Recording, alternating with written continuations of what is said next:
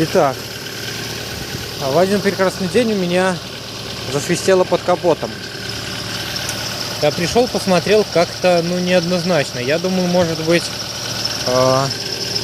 насос ГУРа улетел, потому что как-то вот с его стороны звук шел. Вот. Потом я думаю, возьму-ка я на всякий случай вот многоцелевую смазку и пырсну на ремень.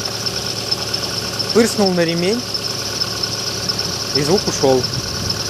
Вот я, просто капля попала сейчас на него, и все закончилось. Сейчас я еще чуть добавлю, будет вообще огонь. Вот так вот, поэтому не спешите менять детали, подумайте, посидите и попробуйте все варианты.